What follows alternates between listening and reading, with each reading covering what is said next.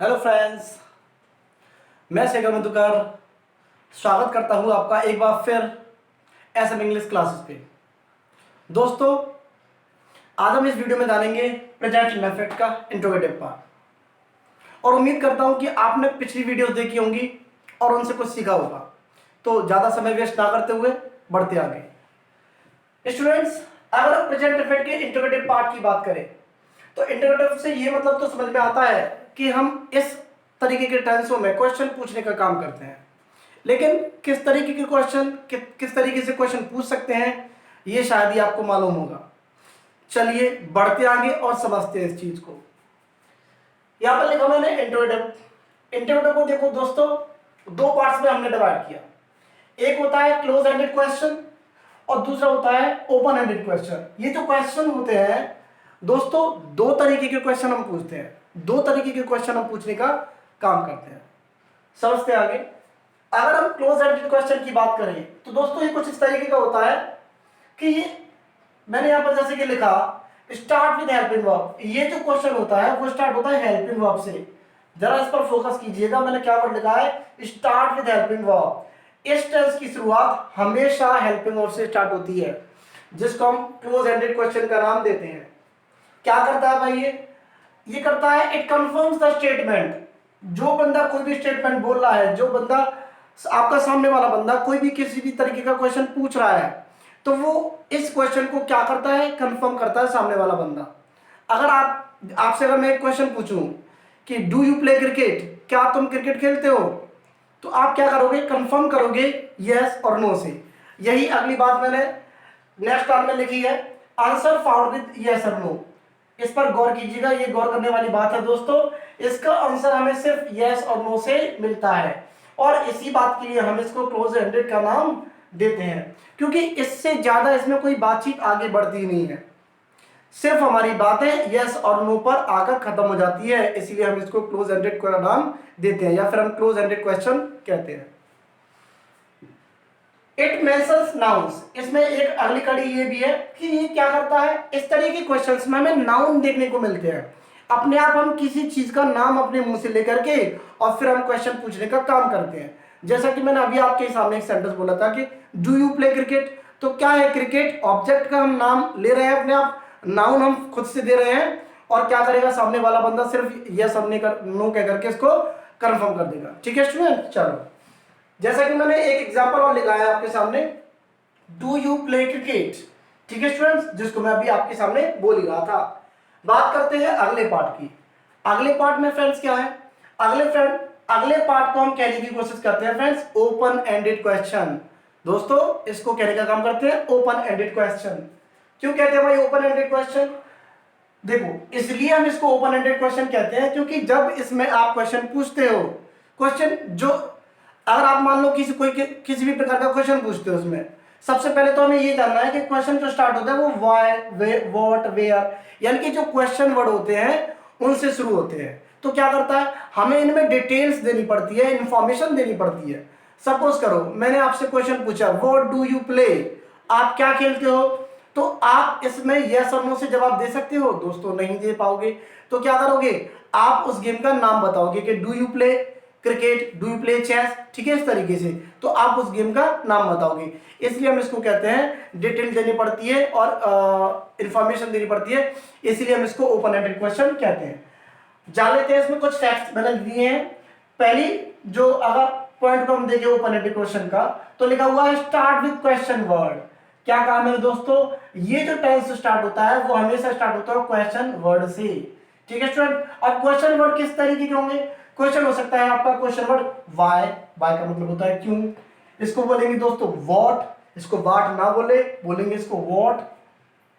Next हमारे पास में where, कहां, व्हेन, कब, हाउ, कैसे, हाउ मच, कितना, हाउ मेनी, ये भी कितना, थोड़ा सा डिफरेंस है जाने के आगे। एक होता है व्हाट टाइम। और भी कई तरीके के क्वेश्चन वर्ड्स होते हैं, मैंने सिर्फ इतने लिखे हैं, कुछ इंपोर्टेंट्स हैं, बहुत सारे क्वेश्चन वर्ड्स होते हैं। ठीक है स्टूडेंट्स, तो ये जो क्वेश्चन वर्ड से स्टार्ट होने वाले सेंटेंस को हम क्या कहते हैं, ओपन एंडेड क्वेश्चन कहते हैं। कुछ और बात देखते हैं आगे। इसमें लिखा हुआ है आंसर फाउंड विद डिटेल्स। जैसा कि मैंने आपको बताया कि इनके अगर हम क्वेश्चन पूछते हैं, इस तरीके का अगर हम क्वेश्चन पूछते हैं तो हमें उसमें डिटेल्स देनी पड़ती है। चलो, it doesn't require any noun, इसमें क्या होता है दोस्तों, कोई भी नाउन की जरूरत ही नहीं होती, क्योंकि नाउन तो हम पूछना चाहते हैं, उस बात को तो हम पूछना ही चाहते हैं। अगर मैं कहूँ what do you play, what का रिप्लाई देंगे आप, व्हाट डू यू प्ले, तुम क्या खेलते हो, तो क्या की जगह आप किसी गेम का नाम बताओगे, तो इसलिए वो नाउन हम इसमें मेंशन नहीं करते, क्योंकि वो तो पूछना ही होता है। ठीक है फ्रेंड्स, तो ये दो तरीके के हमारे प्रेजेंट परफेक्ट के इंट्रोगेटिव पार्ट्स के दो तरीके होते हैं, क्लोज एंडेड और ओपन एंडेड। उम्मीद करता हूं आपको समझ में आया होगा। तब तक इनको लिख लीजिए, चलते आगे कुछ एग्जांपल्स के साथ, चाहो तो स्क्रीनशॉट भी ले सकते हो। ओके स्टूडेंट्स,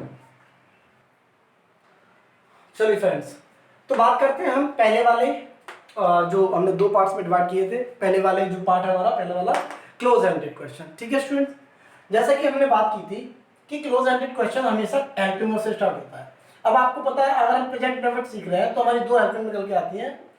जो हमारी पहली हेल्पिंग वर्ब होती है डू, और सेकंड हेल्पिंग वर्ब होती है डज। शाबाश, या तो आप इनमें से पहली कोई लगाओगे, ठीक है, यानी कि या तो आप डू लगाओगे या फिर डज लगाओगे। अब हेल्पिंग वर्ब के बाद में क्या लगाओगे दोस्तों, उसके बाद में आप लिखने का काम करते हैं सब्जेक्ट, उसके बाद में क्या लगाते हो, जैसे कि हम करते हैं सब्जेक्ट के बाद में वर्ब, वर्ब के बाद में ऑब्जेक्ट।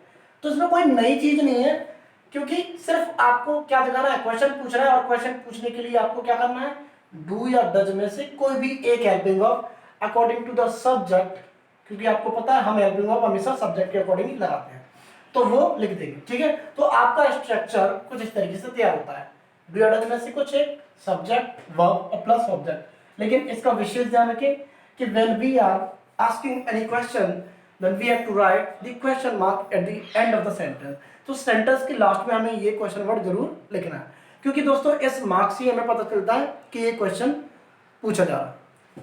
ठीक है, तो स्टूडेंट्स करते हैं कुछ प्रैक्टिस। जैसे मैंने पूछा कि क्या तुम क्रिकेट खेलते हो, अभी मैंने जो सेंटेंस पूछा था बिल्कुल डीपली हम पढ़ते जाएंगे, क्या तुम क्रिकेट खेलते हो, तो क्या करेंगे हमने डू या डज में से कोई एक हेल्पिंग वर्ब ली, क्योंकि हमारा सब्जेक्ट जो है प्लूरल यू, इसलिए हमने क्या लिया, डू लिया। शाबाश, डू यू प्ले क्रिकेट, क्या तुम क्रिकेट खेलते हो। ठीक है सर, तो ये हमारा वो पहला क्वेश्चन दिया, क्या तुम क्रिकेट खेलते हो, डू यू प्ले क्रिकेट। या आप हिंदी में कहना चाहो क्या आप क्रिकेट खेलते हो, तो वैसे भी कह सकते हैं डू यू प्ले क्रिकेट। शाबाश, नेक्स्ट सेंटेंस, अगर मैं कहूं क्या तुम चाय पीते हो, तो मैं पूछूंगा डू यू ड्रिंक टी। ठीक है स्टूडेंट्स, अभी हम यू पे ही काम कर रहे हैं, आगे मतलब बदलते चलेंगे सब्जेक्ट्स को। जैसे मैंने तीसरा सेंटेंस लिखा कि क्या तुम चेस खेलते हो, तो आप कहोगे डू यू प्ले। शाबाश, नेक्स्ट कहेंगे चेस। अगर मैं कहूं क्या आप शराब पीते हो, तो आप कहोगे डू यू ड्रिंक, आप कहोगे वाइन। क्या कहोगे दोस्तों, वाइन।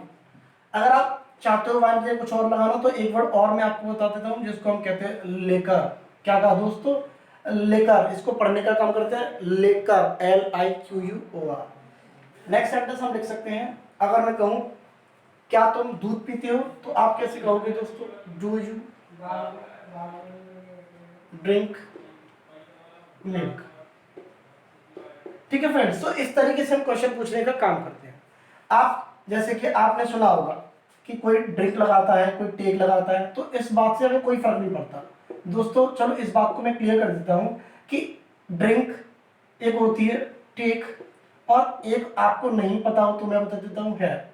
ठीक है दोस्तों, इन तीनों का हम पीने के सेंस में इस्तेमाल कर सकते हैं। ठीक है दोस्तों, जब भी हम पीने की बात करेंगे तो आप इन तीनों में से कोई सा भी एक जो हेल्पिंग वर्ब है आप इस्तेमाल कर सकते हो। आप कह सकते हो डू यू ड्रिंक मिल्क, ठीक है, डू यू टेक मिल्क, वो भी ठीक है। अगर मैं कह सकता हूँ डू यू हैव मिल्क, वो भी ठीक है। ठीक है फ्रेंड्स, तो इन तीनों वर्ब्स का हम इस सेंटेंस में इस्तेमाल कर सकते हैं। तब तक इनको लिख लीजिएगा, चलते हैं आगे।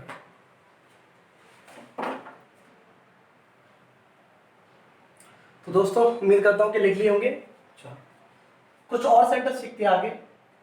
अगर मैं कहूं कि क्या तुम पिज्जा खाते हो, तो आप कैसे कहोगे दोस्तों, डू यू ईट पिज्जा। इसको दोस्तों बोलने का काम करते हैं पिज्जा। दोस्तों बोलो मेरे साथ में, पिज्जा। शाबाश, तो अब जब हम कहें ईट, खाने की बात करें, चलो मैं इस बात को क्लियर कर ही देता हूं आपके लिए। देखिए होता क्या है, एक खाना और एक पीना, ये दो हमारे पास में वर्ब होती है। सिर्फ हम हिंदी की बात कर रहे हैं। अगर हम इनकी इंग्लिश लिखने की बात करें, तो अगर आप खाने की बात कर रहे हो सिर्फ, तो ईट, और पीने की बात कर रहे हो तो ड्रिंक। लेकिन इसके बाद में जो दो चीजें हैं, हैव और प्लस टेक, दोस्तों क्या होता है कि खाने की अगर बात करें तो ईट लगाते हैं, और पीने की बात करते हैं ड्रिंक लगाते हैं। ये चीज तो हमें बचपन से पता है। लेकिन जो हम हैव और टेक है, इनको हम एडवांस स्ट्रक्चर में, एडवांस अच्छी इंग्लिश में हम खाने और पीने दोनों के सेंस में हम इनको यूज कर सकते हैं। जब आप कहना चाहते हो तो खाने के सेंस में तो डू यू ईट पिज्जा, वो तो ठीक है ही, लेकिन आप इन दो वर्ड्स का भी इस्तेमाल कर सकते हो। Do you have pizza, do you take pizza. जैसे ही हमने अपने पिछले सेंटेंस में बात की थी पीने की, तो आप उनमें भी जैसे आप ड्रिंक का इस्तेमाल तो करोगे पीने के सेंस में, तो आप इनका भी इस्तेमाल कर सकते हो। हैव और जो टेक है वो दोनों सेंटेंस खाने और पीने में कॉमन रहते हैं। ठीक है स्टूडेंट्स, चलो चलते हैं थोड़ा सा आगे। हमने सेंटेंस लिखा डू यू ईट पिज्जा, क्या आप पिज्जा खाते हो। चलो नेक्स्ट सेंटेंस लिखते हैं हम। जैसे मैं कहूं क्या आप मंदिर जाते हो, शाबाश, मैंने कहा क्या आप मंदिर जाते हो, do you go to temple. ठीक है स्टूडेंट्स, जरा सब्जेक्ट को चेंज कर लेते हैं। अगर मैं कहूं क्या आपके पापा, शाबाश, मैंने क्या कहा, क्या आपके पापा शराब पीते हैं।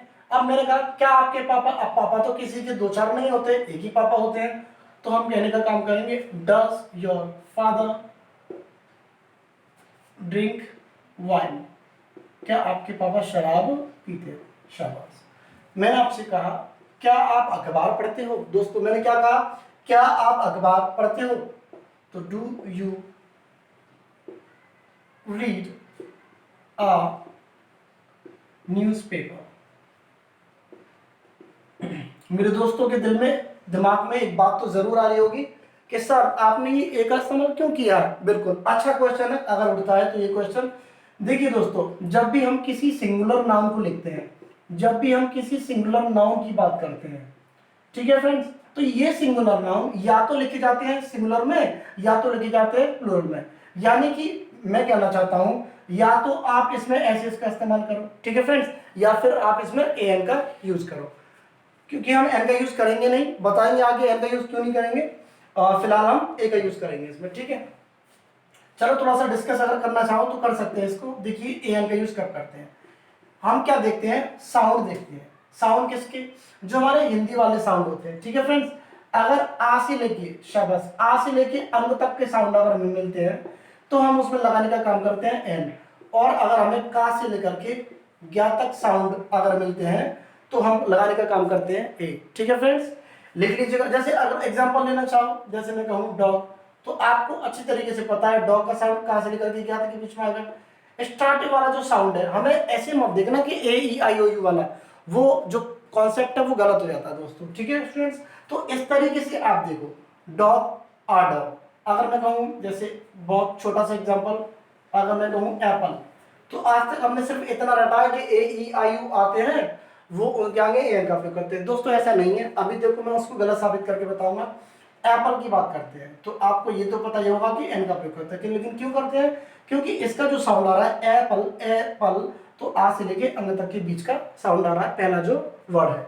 और अगर हम एग्जाम्पल की बात करें, जैसे अगर मैं कहूँ एम एल ए, शाबाश, मेरे साथ में बोलने जा रहा एम एल ए, तो आपको एक बात पता है कि ये जो वर्ड स्टार्ट हो रहा है वो एम से स्टार्ट हो रहा है। अब इसमें कोई वॉवल्स तो है नहीं, ए ई आई ओ यू, ठीक है फ्रेंड, लेकिन फिर भी इसमें हम एन लगाएंगे। क्यों लगाएंगे, वही रीजन कि अगर हम इसको लिख के देखते हैं एम एल ए, ठीक है फ्रेंड, तो ये जो हमारा साउंड आ रहा है ए एम, तो ए से स्टार्ट हो रहा है। ठीक है फ्रेंड, इसलिए हम इसमें एम एल ए कहेंगे, एन एम एल ए कहेंगे।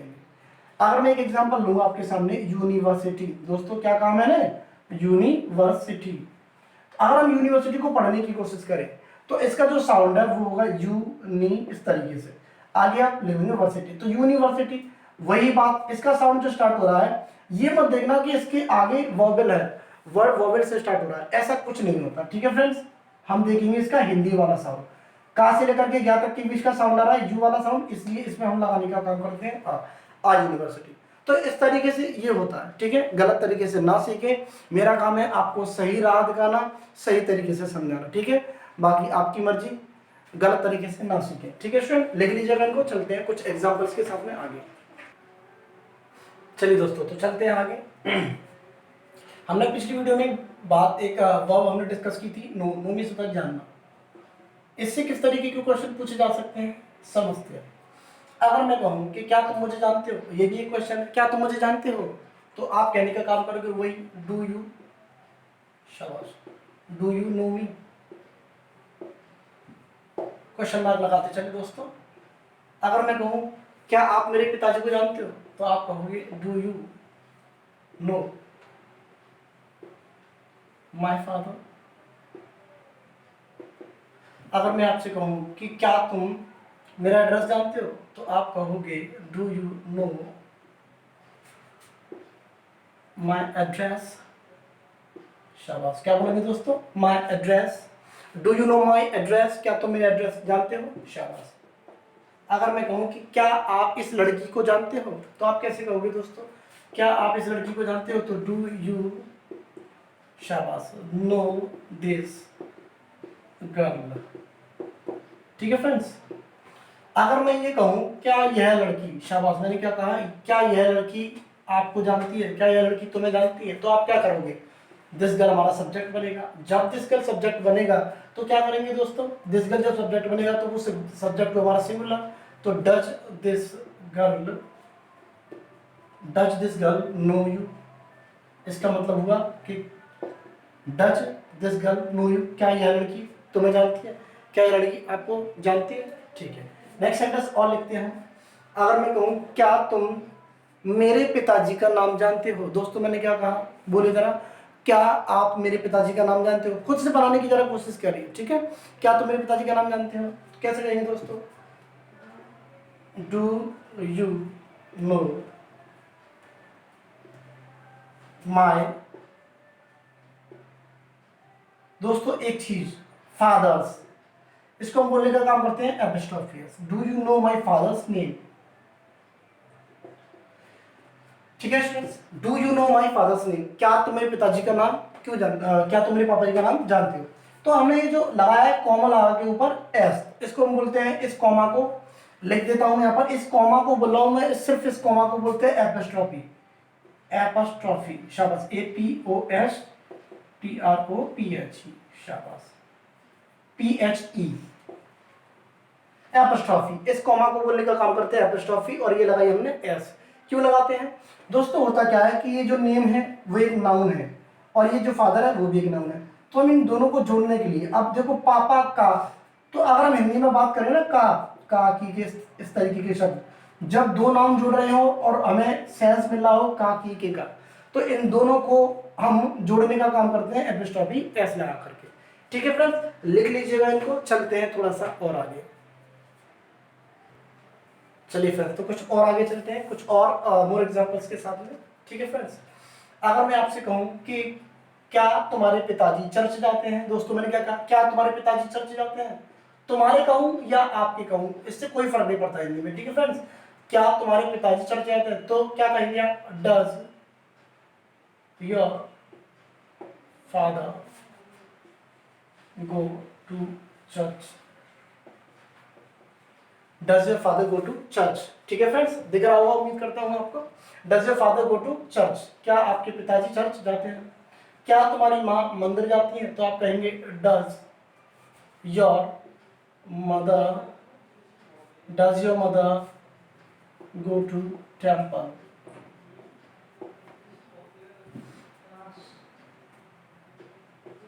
अगर मैं कहूं क्या आप इंग्लिश बोलते हो, क्या आप इंग्लिश बोलते हो, तो आप कैसे कहोगे, डू यू, बोलने की स्पेलिंग लगाएंगे, do you speak English.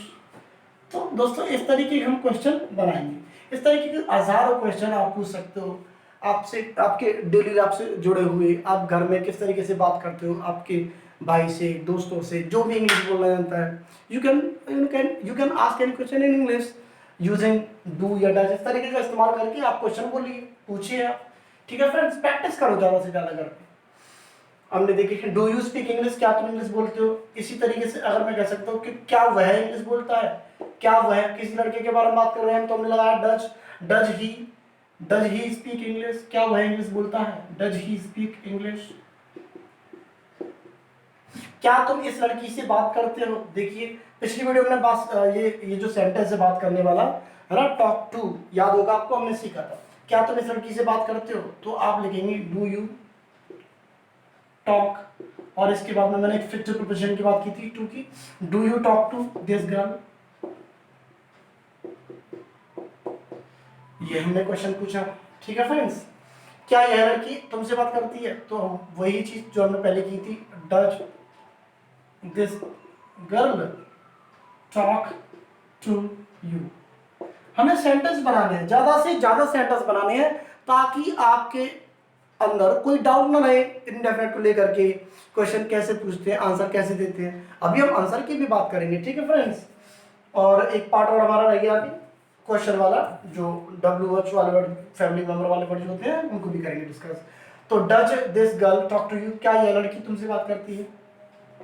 Next sentence हम लिख लेते हैं, क्या तुम मुझ पर विश्वास करते हो। दोस्तों मैंने क्या बोला, क्या तुम मुझ पर विश्वास करते हो, तो डू यू, विश्वास करने की स्पेलिंग बिलीव बोल के मतलब BELIVE, do you believe me, क्या तुम मुझ पर विश्वास करते हो। क्या तुम अपने दोस्तों पर विश्वास करते हो, तो आप कैसे कहोगे दोस्तों, डू यू बिलीव योर, दोस्तों कहा है मैंने दोस्तों, ठीक है फ्रेंड्स, मैंने यूज किया है friends.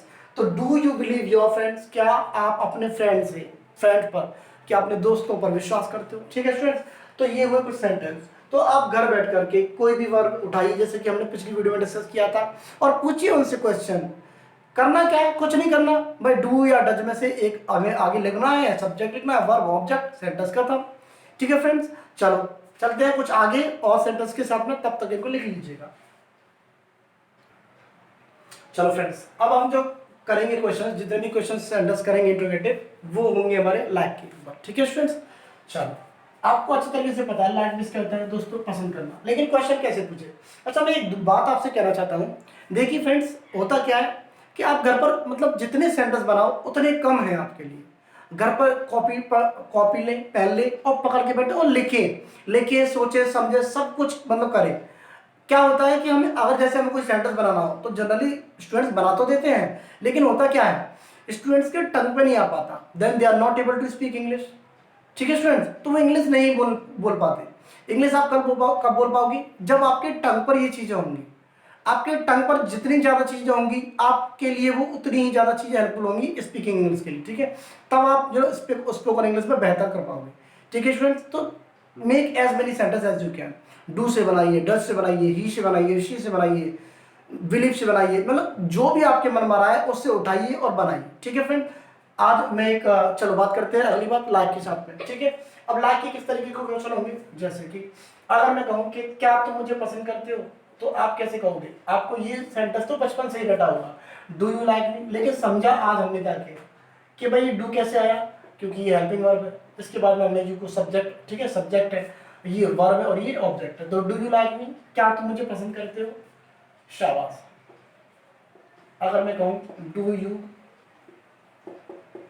You like chocolate, do you like chocolate, इसको बोलने का काम करते हैं दोस्तों, चॉकलेट, शाबाश।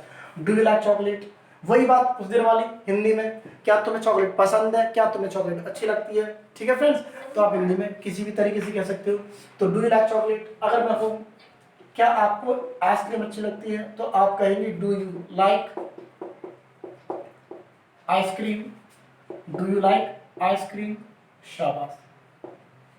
अगर मैं कहूँ क्या तुम्हें यह लड़की पसंद है, या फिर क्या तुम्हें यह लड़की अच्छी लगती है, तो do you like this girl, शाबाश। ठीक है, मैं कह सकता हूं कि क्या तुम्हें मेरा चैनल अच्छा लगता है, क्या तुम्हें मेरा चैनल पसंद है, तो do you like my YouTube channel, do you like my YouTube channel. ठीक है फ्रेंड्स, और सेंटेंस हम लिख सकते हैं, डू यू लाइक हर, क्या तुम उसे पसंद करते हो। अब हम किसी लड़की के बारे में बात तो कर रहे हैं, लेकिन लड़की के बारे में जब हम बात करें तो हम उसका प्रोनाउन यूज कर रहे हैं, हम इशारा करके कह रहे हैं कि क्या तुम उसे पसंद करते हो, या फिर इशारा नहीं कर रहे तो हम उसके बारे में बात कर रहे हैं, वो यहाँ पर मौजूद नहीं है इस सेंस में। क्या तुम उसे पसंद करते हो, डू यू लाइक हर, इसको भी सब्जेक्ट बनाया जा सकता है। क्या वह तुम्हें पसंद करती है, तो आप कैसे कहेंगे दोस्तों, डज शी लाइक यू, क्या वह आपको पसंद करती है। क्या आपको इंग्लिश अच्छी लगती है, तो डू यू लाइक इंग्लिश। ठीक है दोस्तों, आप ढेर सारे घर पे बैठ के क्वेश्चंस बनाइए, तभी आपके सारे डाउट्स क्लियर होंगे। 6 सेंटेंस, 8 सेंटेंस, 10 सेंटेंस से काम नहीं बनता। आप इंटरप्रेट कभी नहीं सीख पाएंगे इस तरीके से आप सीखोगे तो। ठीक है स्टूडेंट्स, आप इस तरीके से सीखिए, स्टडीज को आप इंटेंसिवली पढ़िए। ठीक है, पढ़िए। चलो ठीक है स्टूडेंट्स, इसको लिख लीजिएगा। चलो फ्रेंड्स, थोड़ा सा आगे और बढ़ते हैं। एक बात याद होगी आपको, हमने जब पिछली वीडियो में डिस्कस किया था कि लाइक के बाद में हम जब दूसरी वर्ब ऐड कर लेते हैं टू से जोड़ते हैं। ठीक है, उस कॉन्सेप्ट को और डिस्कस कर लेते हैं, उसके आधार पे किस तरीके से क्वेश्चन पूछे जाते हैं। जैसे मैं कहूँ, क्या आपको क्रिकेट खेलना अच्छा लगता है। दोस्तों मैंने क्या कहा, क्या आपको क्रिकेट खेलना अच्छा लगता है, तो डू यू लाइक। अब लाइक के बाद में टू प्ले क्रिकेट, क्योंकि प्ले भी हमारी वर्ब है और लाइक के बाद में ये लाइक और प्ले दोनों वर्ब है, इसलिए हमने क्या किया, टू से जोड़ दिया। Do you like to play cricket, शाबाश। अगर मैं कहूँ, क्या तुम्हें मुझसे बात करना अच्छा लगता है, तो आप कैसे कहोगे दोस्तों, do you like to talk to you. एक टू तो हमने इसलिए लगाया क्योंकि इन दोनों वर्ब्स को जोड़ना था, और एक टू इसलिए लगाया क्योंकि आपको पता है टॉक के बाद में एक फिक्स्ड प्रीपोजिशन होता है, जैसा कि हमने पिछली वीडियो में डिस्कस किया था। Do you like to talk to me, शाबाश। नेक्स्ट सेंटेंस अगर हम देखें, क्या तुम्हें यहाँ आना अच्छा लगता है। दोस्तों तो सॉरी, यहाँ पर मैंने यू लिख दिया है, यहाँ पर आपको मी लिखना है। ठीक है, do you like to talk to me, क्या तुम्हें मुझसे बात करना अच्छा लगता है। अगर मैं कहूँ कि क्या तुम्हें चेस खेलना अच्छा लगता है, तो do you like to play chess. Next sentence हम लिखनी चाहे तो हम लिख सकते हैं कि क्या तुम्हें यहाँ आना अच्छा लगता है, do you like to come here. एक दोस्तों को एक बात मैं बता देता हूँ, देखिए गो और कम, जने लोग ये समझते हैं कि गो और कम के बाद में हमेशा टू आता है। दोस्तों ऐसा हमेशा नहीं होता कि गो के बाद में और कम के बाद में टू आए। ठीक है, कुछ कंडीशंस होती हैं।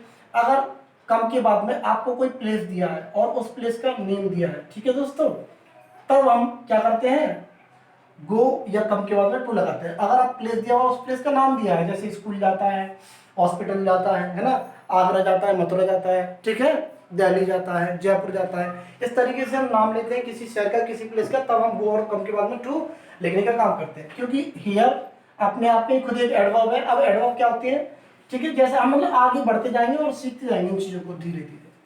तो do you like to come here, क्या तुम्हें यहाँ आना अच्छा लगता है। नेक्स्ट सेंटेंस अगर मैं कहना चाहूँ,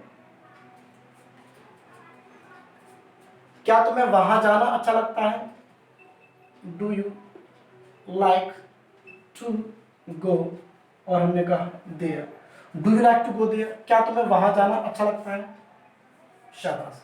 क्या तुम्हें इंग्लिश बोलना अच्छा लगता है, do you like to speak English. चाहो तो आप यहाँ पर सब्जेक्ट को बदल करके कुछ और ले सकते हैं। जैसे मैं कहना चाहूँ कि क्या उसे मतलब या तो आप लड़का मानो या कोई लड़की मानो, ठीक है, क्या उसे डज ही, क्या उसे इंग्लिश बोलना अच्छा लगता है, does he like to speak English. ठीक है फ्रेंड्स, तो यहाँ पर सब्जेक्ट हमने ही लिया था और इसके लिए हमने क्या लगाया, डज लगाया। तो इस तरीके के क्वेश्चन बनते हैं, हमने डिस्कस किया है डू डज और किस तरीके से इंटरव्यूटिव पार्ट को हमने ओपन और क्लोज एंडेड क्वेश्चंस में बांटा। अगली जो हम वीडियो आएगी उसमें हम डिस्कस करेंगे कि जो हमारा टाइप बी रह गया है ओपन एंडेड क्वेश्चंस, जो क्वेश्चन वर्ड से, जो WH वाली फैमिली मेंबर्स हैं उनसे स्टार्ट होते हैं। ठीक है स्टूडेंट्स, तो तब तक के लिए इनको लिखिए और इनको प्रैक्टिस कीजिए, जितने सेंटेंस बना सको घर पर बैठिए और बनाइए। ठीक है students, make as many sentence as you can. ठीक है स्टूडेंट्स, ठीक है। इस वीडियो के लिए नमस्कार और बाय, गुड, टेक केयर।